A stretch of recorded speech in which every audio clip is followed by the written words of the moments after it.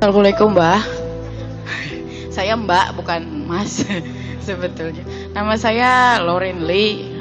Saya dari Bekasi. Prasangka saya untuk Mbah Nun gimana ya? Jadi kalau bisa dilihat dari gaya saya segala macam gitu kan. Saya termasuk orang yang kelihatannya selengean gitu ya. Terus jauh lah dari yang namanya pengajian yang mainstream gitu. Terus saya juga sering masuk ke sini ditolak, masuk ke sana bukan ditolak sih, tapi si komunitasnya sendiri atau si tokohnya sendiri di situ, lu siapa gitu. Ya kata begitulah. Terus setelah sebetulnya saya jemaah YouTubers. Jadi saya kenal Mbah Nun sebetulnya dari dulu zaman saya masih SD, lihat Mbah Nun di Indosiar zaman dulu sampai terakhir lihat di YouTube gitu. Saya merasa nyaman gitu. Saya merasa aman dengan Maiyah, dengan Mbah gitu. Saya bukan merasa dengan orang lain, tapi dengan Mbah saya sendiri. Aduh, saya jadi jadi terharu.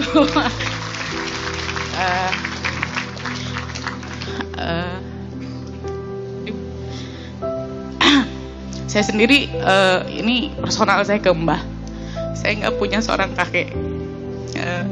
Saya ngeliat Mbah sebagai kakek saya sendiri gitu.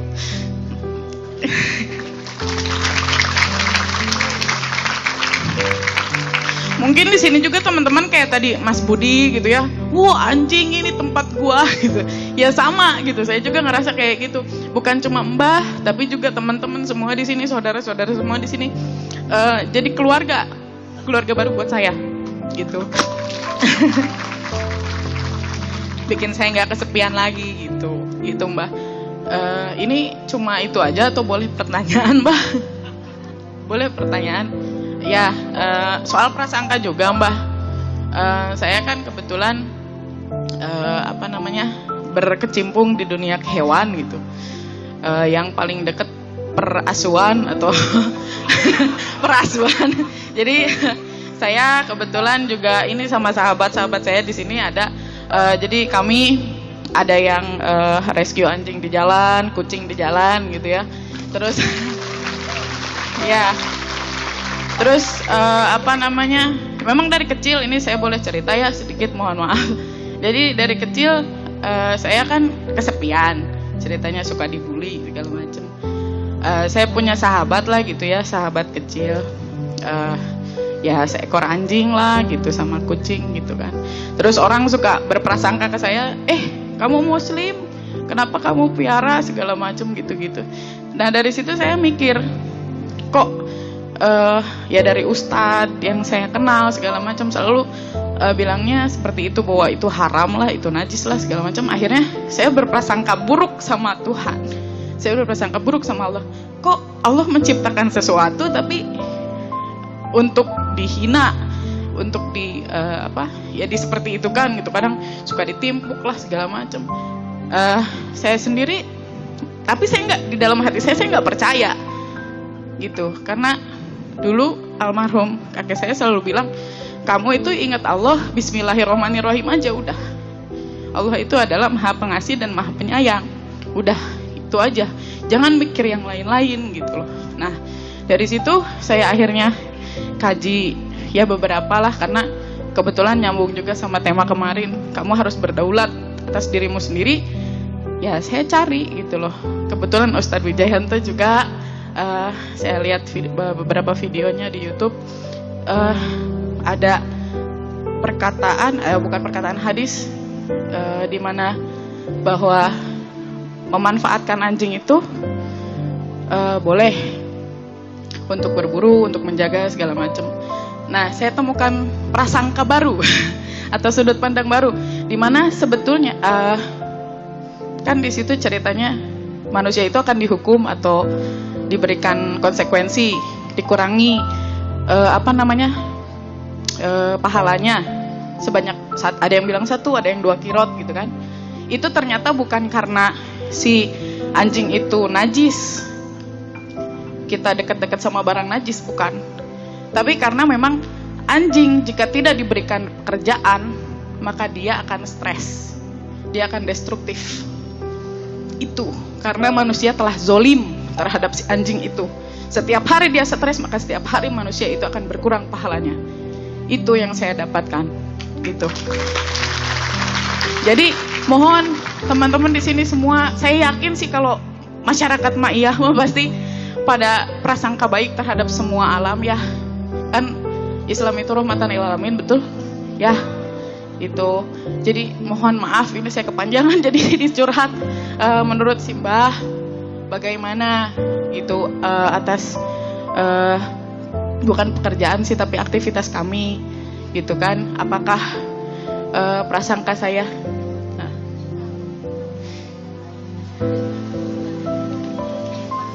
ya betul, kalau kita memelihara untuk menolong mereka yang memang kan domestik anjing dan kucing itu sudah overpopulasi lah, itu pun karena ulah kita sendiri.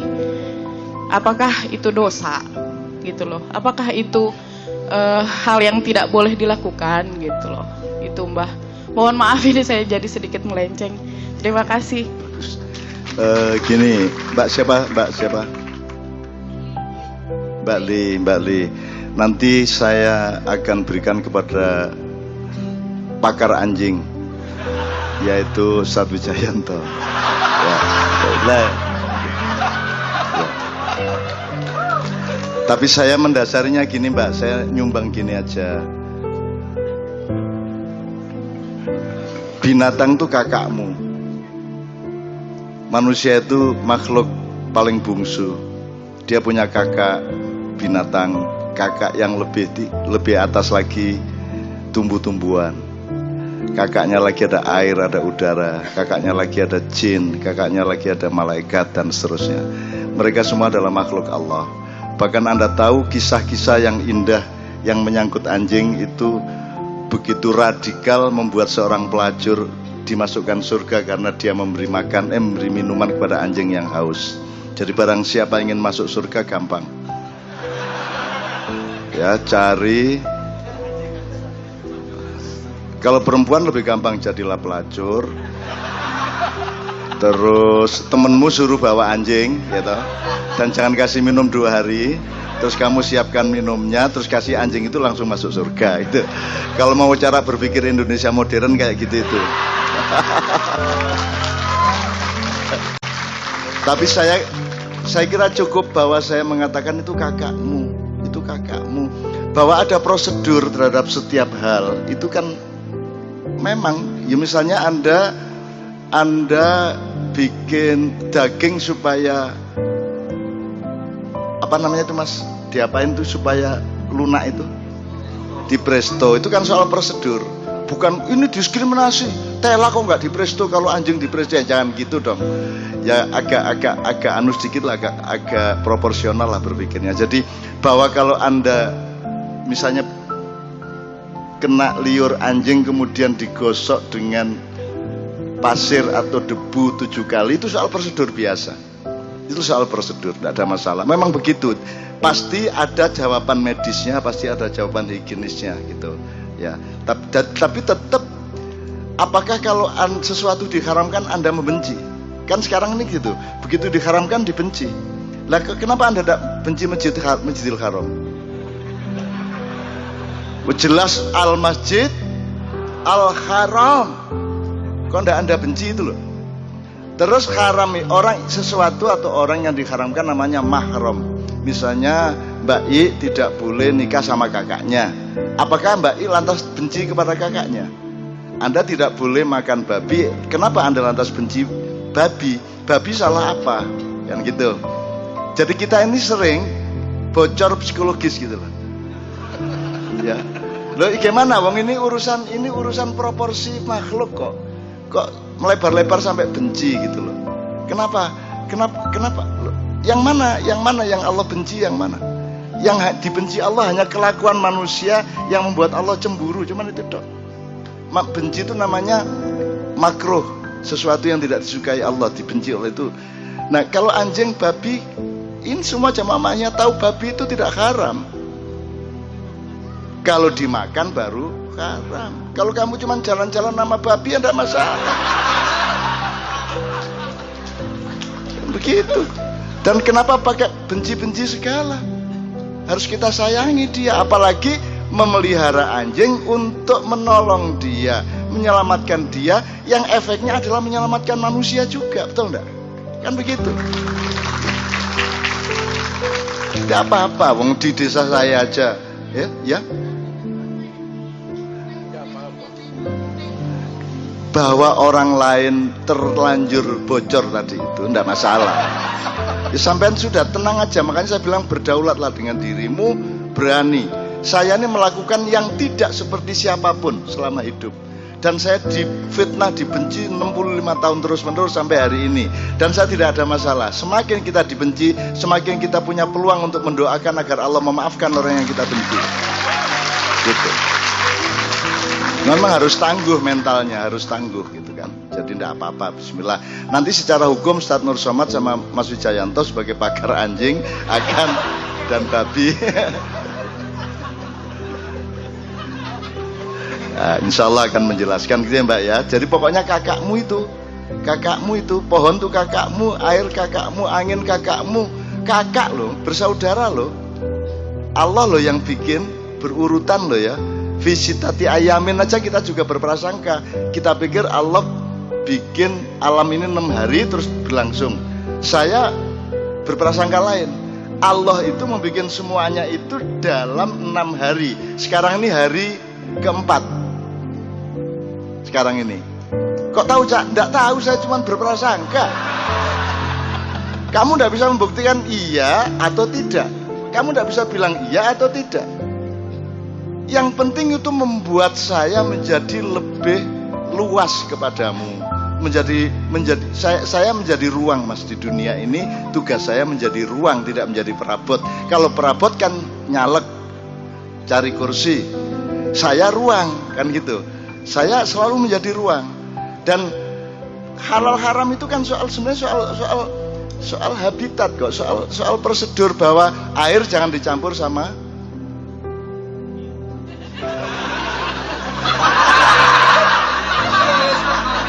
ya nek ciu karo cangkemmu kan gitu kan. itu kan soal proporsi biasa Mas. Mosok kopi dikasih garam kan enggak bener tuh. Kopi dicampur sambel, wah enak wah. Ya enggak lah. Padahal kan enggak dosa, tapi kan ada prosedur, ada estetika, ada kebenaran kuliner, ada kebaikan, itu semua soal administrasi sebenarnya. Tapi kita terlalu psikologis menanggapi apa-apa. Asal ada orang tidak sholat benci, asal ada orang tidak Islam benci, kan gitu kita ini. Loh, kalau Nabi Muhammad itu benci, kita nggak jadi Muslim. Bayangin Nabi Muhammad ijan loh, Islam ijan loh, sendiri di Ka'bah itu, sendiri dia. Itu teman sekalian. Jadi tolong ya, Anda mantaplah dengan yang kamu lakukan. Tuhan akan menolongmu, Tuhan akan membahagiakanmu, Tuhan akan menjauhkanmu dari yang menyedihkanmu. Ya, Anda percaya itu. Kalau Anda tidak percaya, Tuhan juga ogah-ogahan. Percaya aja. Saya itu gitu, percaya sama Tuhan itu membabi buta pokoknya. Ben, wes pokoknya ngunu, ben, wes modaro, pokoknya ngunu kui. Asal Allah bilang udah gitu aja, nggak perlu riset, nggak perlu riset. Di desa saya pil apa saja, pil KB itu karena orang Jawa kok suruh KB. Terus akhirnya dibagiin KB untuk promosi awal BKKBN. Tapi masa ya mereka punya cara sendiri untuk tidak punya anak banyak dan seterusnya, dan mereka punya filosofi sendiri mengenai anak. Akhirnya pil KB dipakai untuk ngobatin ayam sakit. Akhirnya sembuh dan terkenal di seluruh desa saya. Pokoknya asal ayam sakit kasih pil KB. Sekarang kalau Anda ngomong prasangka, Anda berprasangka bahwa pil itu efektif untuk kasus penyakitnya. Enggak, terserah Tuhan. Enak aja. Biar kerikil kamu mut-mut terus kesepian gitu ya, kesepian gitu, terus bingung, akhirnya ndelek wedi di mutmu. Udah, nggak kesepian Mas. Soalnya repot sama pasirnya itu. Kan boleh Mas. Oh ada loh orang menyembuhkan sakit gigi itu Mas, dengan cara tengkurap di tanah, menyerap tanah itu. Ya hilang sakit giginya, cuman siksaan baru.